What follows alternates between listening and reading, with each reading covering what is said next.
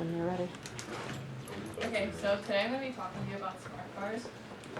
So the background. There's this company called Swatch that started this, and they made smart watches in the 80s that were very big in the 80s and 90s.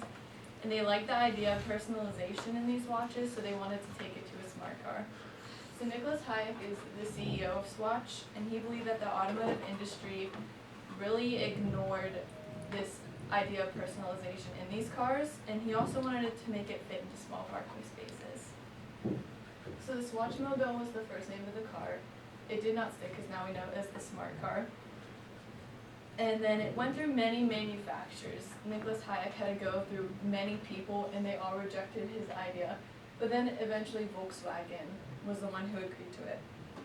So then in 1993, Volkswagen got a new CEO, and they terminated his project. So Hayek all along knew this was kind of fishy, so he was looking elsewhere as he was still working with Volkswagen. And he was rejected by a ton of companies, including Fiat and Renault. So Mercedes-Benz came along, and they made an agreement with him in 1994 for the micro compact car, or the MCC. And two subsidiaries make up this. So there's the MCC GmbH, who designed the car, and then there's Hayek's part that he designed, the electric hybrid that was supposed to go into the car. So in October of 1998, the first smart car launched, and this was the actual beginning of smart cars, but Hayek was very unhappy with this because it wasn't the electric battery that he wanted, but yet a conventional fuel vehicle like we have, the majority of us have today. So from Swatch Mobile to start. As I said before, Swatch Mobile is the original name, but it did not stick. And Hayek wanted the name Swatch somewhere in the name because he did work for Swatch. And Daimler-Benz wanted a more neutral term, so they came up with SMART, which stood for Swatch Mercedes Art. So SMART was just kind of this joke because this is where the cars were created, and that's just what they called it. And then Daimler-Benz owned Smart and Daimler Chrysler. So MCC needed more capital during the pre-production of these vehicles, so Daimler-Benz increased ownership to 81%. The smart car released, and then now they own 100% of this, and then eventually Daimler-Benz became Daimler Chrysler. So cars released. The Roadster, the 4.4, and 4.2 were the ones released, and if you didn't know, 4.2 means like room for 2 people in the vehicle. Daimler-Benz is unhappy. So the 4.2 did not get the sales needed for profit in 2003 to 2006. So they ended up losing 4 billion euros. So in 2005, Daimler did not purchase part in the factory, and this ended production of the Smart 4.4. The Smart SUV was never released, and then the Roadster was discontinued. So in 2006, Smart GmbH was liquidated, and this was absorbed by Daimler Chrysler, which is a part under the Mercedes-Benz division. So when did more releases happen? In 2006, the electric Smart 4.2 development started, and in 2007, they started field testing this vehicle. In 2009, the second generation released, and 2,000 units were produced, and they were available in 18 markets worldwide. And then Tesla Motors provided the lithium battery in these vehicles.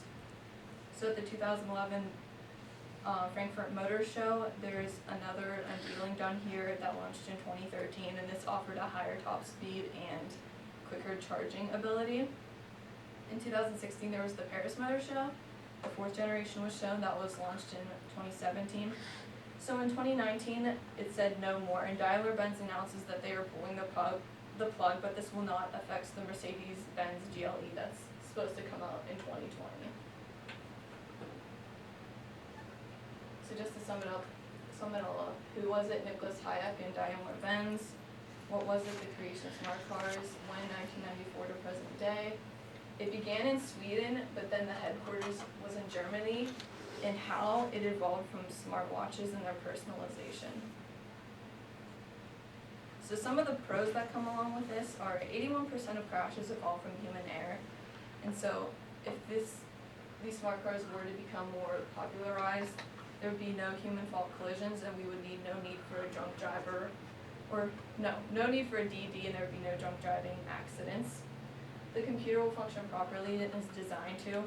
This really shouldn't be a worry, even though sometimes there are some faults in computers.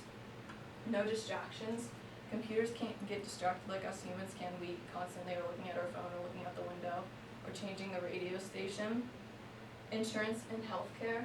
So the average human life is worth $9.2 million. An accident recovery would save a ton of money in both insurance and healthcare costs. Congestion.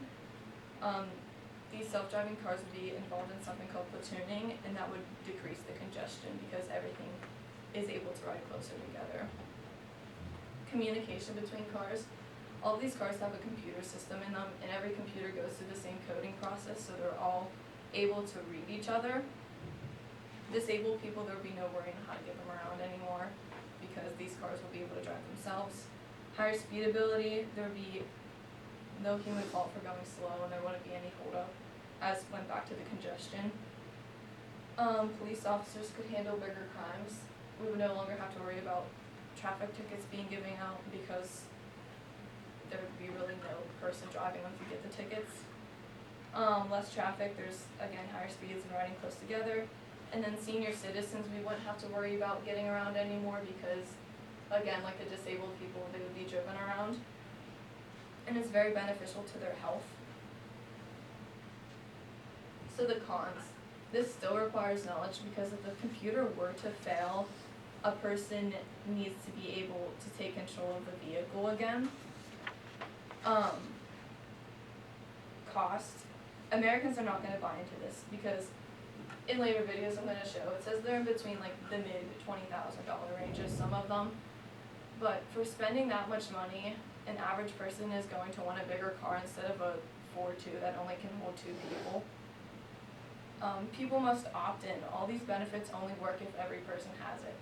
If there's a person that doesn't go into it, they're now a danger to all these computer systems because there's not computer coding that's going to read to the next car. Hackers, this is a very high level of security, so people are going to want to find out what's going on within this. Personal data. In order for these computers to work, you have to give in order to receive, and individuals are concerned of where their information is going and how it's going to be used. Unemployment, public transportation is going to fail, including like taxis and freight transportation. So that leads to a negative impact on the economy because these people are going to be out on jobs. Legality, there's always going to be accidents that happen, so then who's going to be responsible? Would it be the driver, the manufacturer, the software in the vehicle? Weather, so on a lot of these cars there's a laser that's like on the roof to predict where you're going.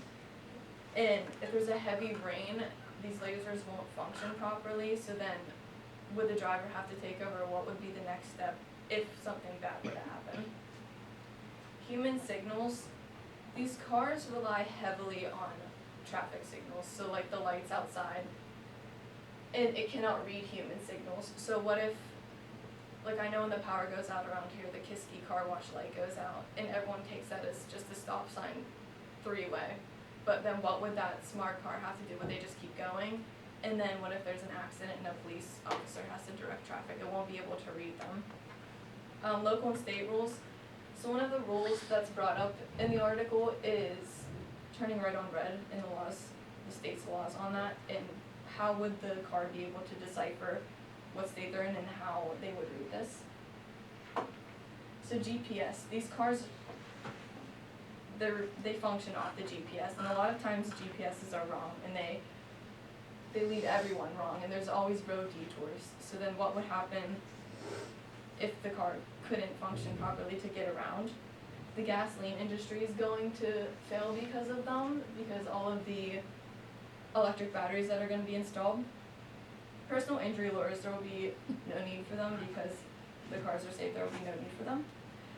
Driver's ed courses, they're going to lose business because there won't be a need for teaching people how to drive anymore, except for having to know the knowledge, which is, again, something that people are really unsure about. And then people who like driving, they're not going to be the ones that opt into it, because why would you give up something that you like in order to let something else do it for you.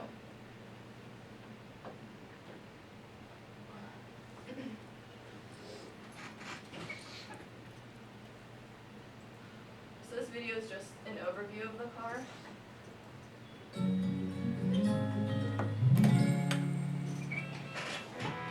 The Smart 4.2 is a two-seat mini car that went on sale in Europe almost 2 decades ago, but only came to the U.S. market in 2008. Completely redesigned for 2016 and updated for 2018, it's larger and more refined, but just as easy to park as ever. Its competitors include the Chevrolet Spark, Mitsubishi i-MiEV, Honda Fit, and Mitsubishi Mirage. The new 4.2 keeps a snub nose, perky styling, and a passenger compartment outlined by a contrasting color. The Smart's interior is still fairly simple. The plain dash is studded with knobs and air vents and bright splashes of color. The 4.2 is offered in the U.S. only as an electric car. In the rear seats a 60 kilowatt electric motor. Power is sent to the rear wheels through a single-speed transmission and is powered by a 17.6 kilowatt-hour lithium-ion battery pack. Electric range limits the 4.2 to about 70 or 80 miles on a single battery charge. It's not particularly fast, but the electric motor's instant torque makes it a good urban warrior, and it's now tolerable on highways, though the battery size will limit your highway use. It grips the road well with its 15 or 16-inch tires, and the strict traction control stays continuously engaged to tame oversteer. The interior is more refined. There's ample headroom and adequate legroom, even for adults more than 6 feet tall, and the seats are comfortable if a tad short in the lower cushion. Visibility is good, and the seating position is high, so occupants don't feel like they are sitting on the ground. Behind the seats, there's a high-package shelf, but not much cargo space otherwise. The 4.2 hasn't been crash tested yet, but it does come standard with 8 airbags and a crosswind assist function that keeps the car straight during strong side winds. A forward collision warning system is available. Starting from the mid-20,000s, the 4.2 comes standard with power features, cruise control, and Bluetooth with audio streaming. Options include a JBL premium audio system and navigation.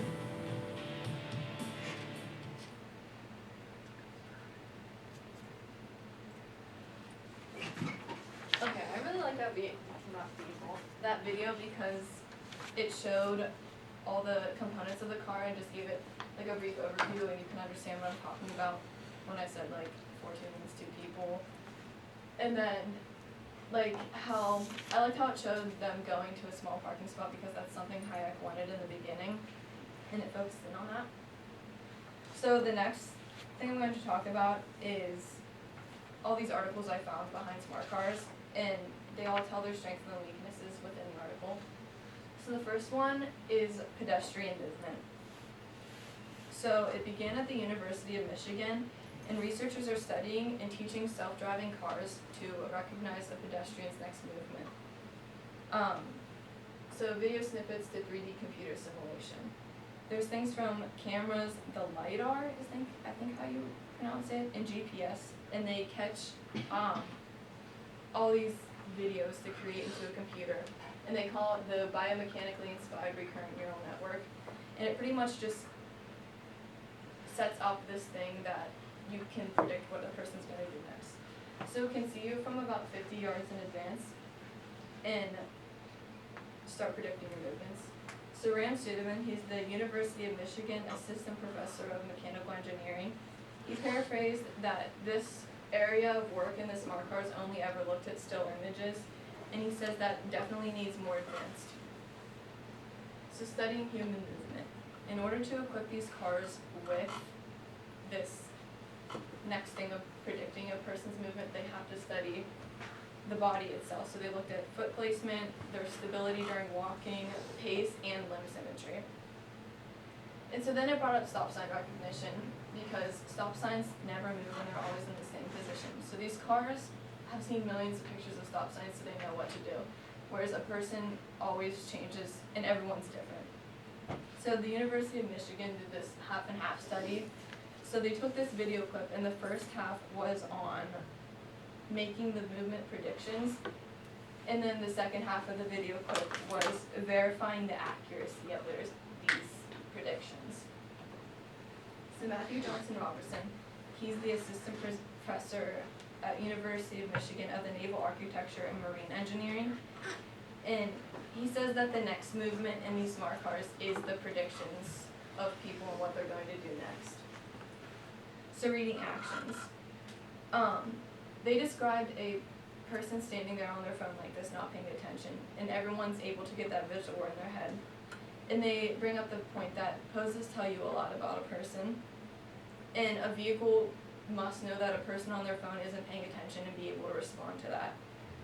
So then they also had to take in human restraints and risk factors. So some of them were that we are incapable of flying in our fastest speed on foot that an average human is able to do. So the University of Michigan Neural Network, they created this data set and they parked several vehicles at Ann Arbor intersections, and they recorded days at a time just to get information of people walking by. And then this next name I have no idea how to pronounce. Zayo is what I'm going to say. He's the University of Michigan research engineer, and he's finished this article just saying that they want to create a safer, healthier, and more efficient living environment. So some of the controversies in pedestrian movement was the personal data, that you're no longer behind the wheel anymore, and these cars are still seeing what you're doing and looking at you. And they're seeing you all the time now because they had the park at intersections, so even when you walk by, it's still seeing you. Human restraints in moving. So what if a person changes their way last minute? Then what comes next? And what if they decide to partake in another action? So your car, your friend. It began with the story of a person driving at nighttime and their blood pressure decreases, their heart rate's kind of out of pattern, you're shifting your seat a lot and you're not as attentive, and then all of a sudden you shift into the next lane. And then your car activates and takes you to the shoulder, and then the 911 operator comes through your stereo system and says you're experiencing a minute health crisis, and a 911 operator's on the way. And if it were any worse, the car could have possibly taken you to the hospital by itself. So then they begin and say technology ranges, but crashes still happen. So this can be from a Mercedes C-Class to a Chevy Malibu. And there's still 6 million crashes annually and 102 deaths a day. So people and automakers have questions, and they're asking why things are so bad, and the answer is human error. So people asking cars get safer, and the automakers are asking, can we make safer drivers? So in 2017, Mercedes-Benz introduced the energizing comfort to the S-Class. So this was a feature aiming to calm your senses, and they did this by climate lighting, seat massagers, and like a couple entertainment systems. And this tried to stimulate your mental, physical, and emotional states. So Benjamin Westphal, he's the project manager for Daimler AG, which is under the Mercedes division. And he says, our studies show the more relaxed you are, the better you drive. So that's what the vehicle is trying to do, just to make a calmer environment for you, which goes into mood. So currently, as the driver, you must input how you feel in their vehicles. But in their 2020 Mercedes-Benz GLE edition, that's going to reduce, and it's going to have a more intuitive automation to sense how you're feeling. So energizing coach is brought up, and they're taking Garmin wearables, so like a watch, just say, and if you wear them, it's going to track you, like your heart rate, your sleep quality. It can even take road conditions, your length of driving, and if you did any emergency braking. And the car is going to be able to take information off this and set your, like, the mood for you in the car. So consent is pretty big. Like I said before, the humans have to give in order to receive. You have to be able to want to give all your information out and agree to give your information out. So facial recognition is next brought up in these cars. So this was introduced in the Subaru 2019 Forester Touring Edition, and it could recognize 5 drivers, greet them by their name, adjust to their individual preferences such as their seating and their mirrors outside of their car. So then eyesight was also brought up, which is another component. And so the Subaru already had the safety feature, and it detects things around you such as other vehicles, lanes, and pedestrians. Driver focus is brought up, saying if the system detects that the driver's not paying attention, the eyesight will kick in.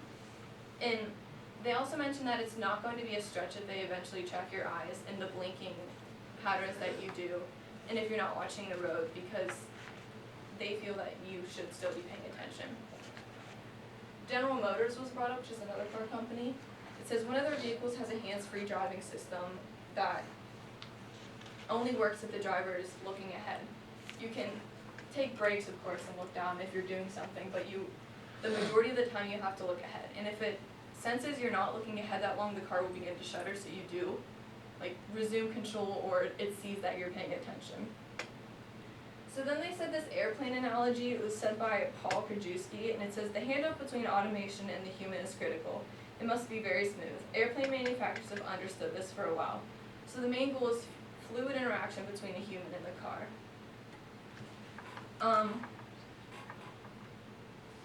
Data for fluid movement.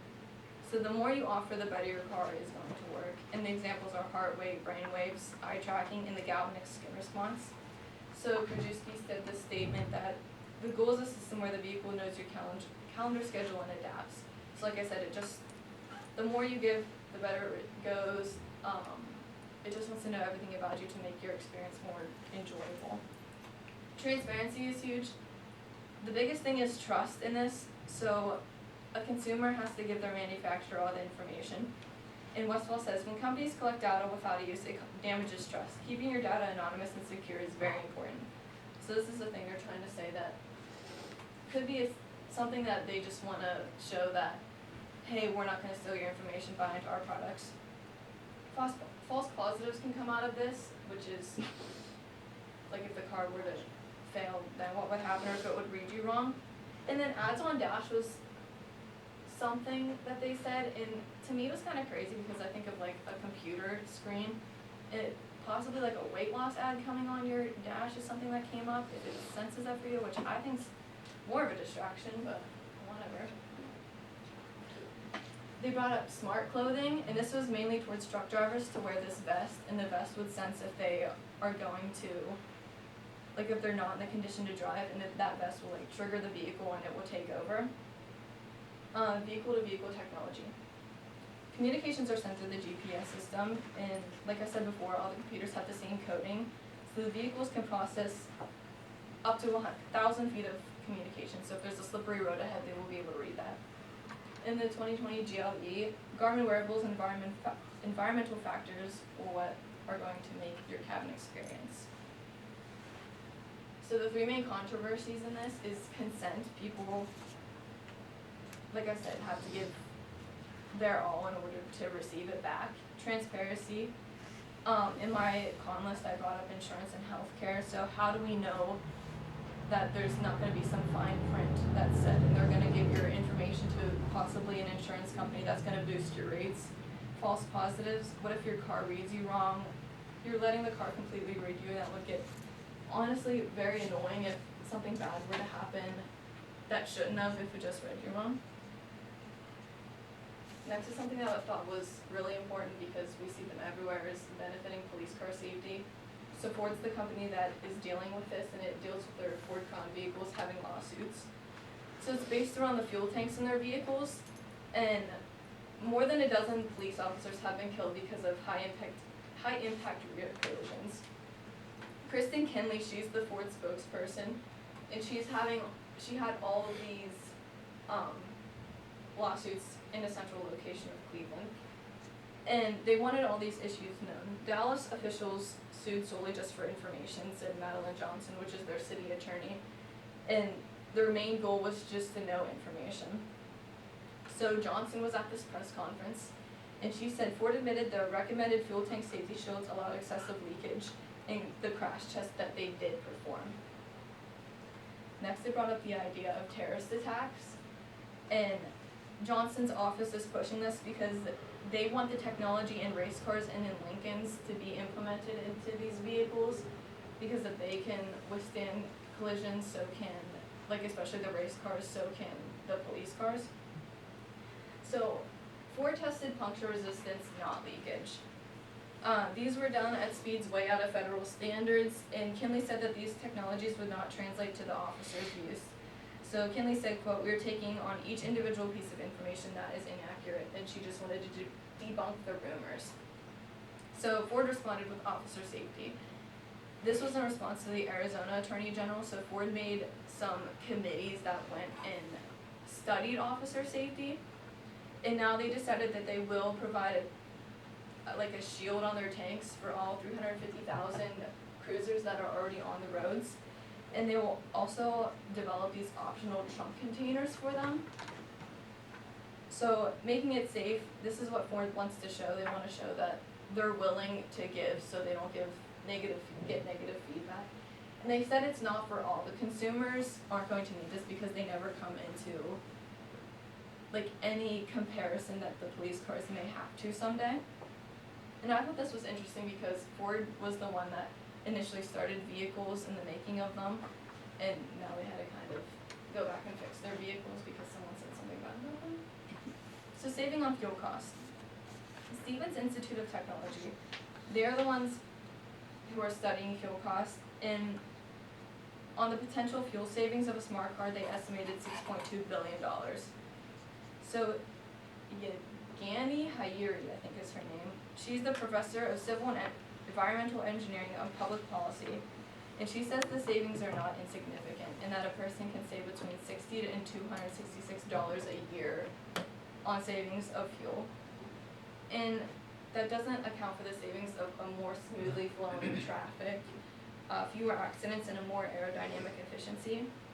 And this is the first study to look at energy impacts on lower level cars. This wasn't implementing something else, but then instead comparing the smart car to an average car to see the differences. So CMU, like Carnegie Mellon University, Yagini Hayuri with Stevens Institute and Saheed with CMU paired up, and they made this comprehensive review of the literature and the energy and safety impacts of automated features. So they provided precise data for predicting how these features would affect fuel consumption nationwide.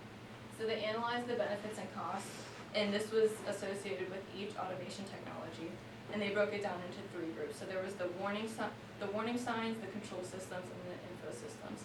So some of the warning signs included lane departure, blind spots, forward collision, speed limit detection, and traffic warnings. Some of the control systems were like cruise control, braking, collision detecting, and the infamous info systems were like the parking aid and the dynamic route guide. So they concluded that people can save between 27 to 119 gallons per year. So what are the savings to that? A driver, like I said before, would save between $60 to $266 yearly, and in the US, 6% to 23% of fuel savings annually. So the electric car controversy. This dealt with the General Motors EV1 electric car, and they believe it was doomed from the start. So it was only available for lease, and this was only in California and Arizona.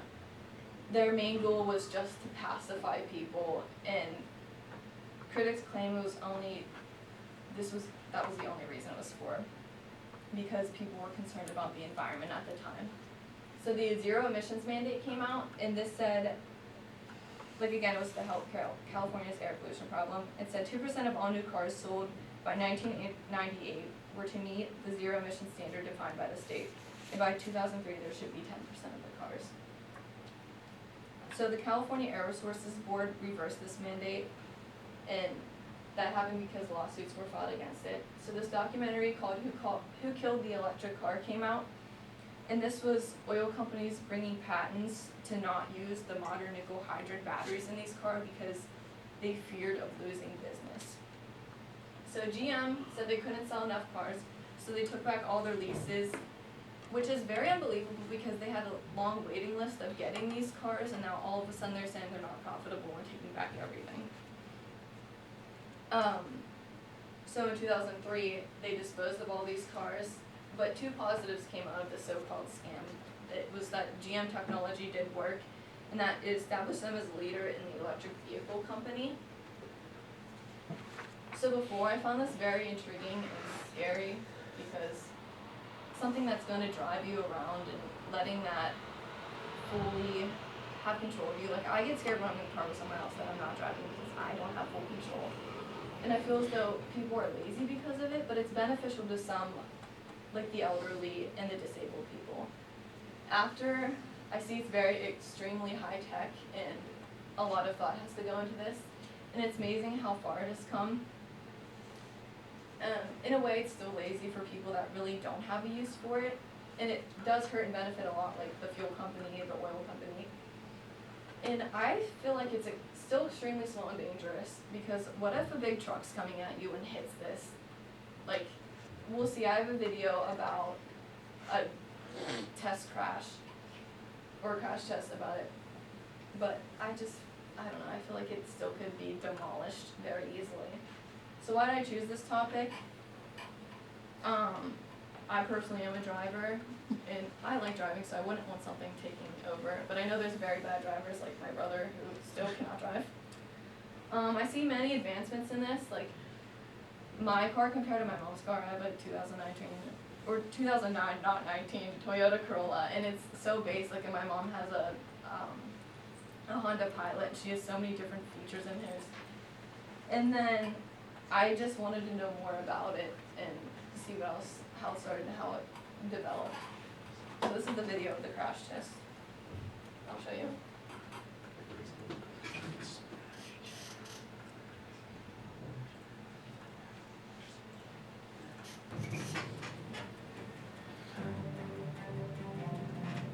Real life safety.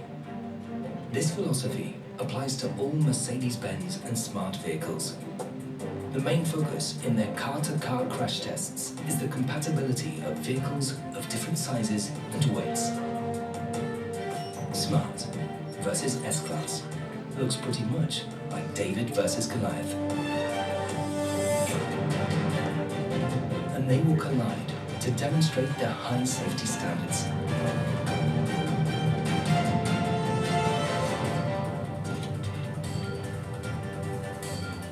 Thanks to its tritium cell, the Smart's passenger compartment remains intact. A hard shell protects the soft core. With Daimler, safety is no matter of size. The forces on the occupants were significantly lower than the biomechanical limits. Test passed, once again.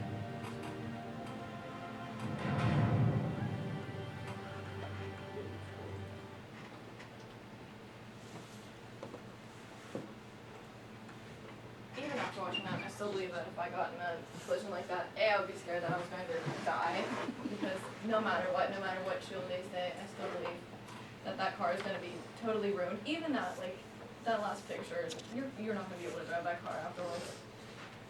And then these are my references.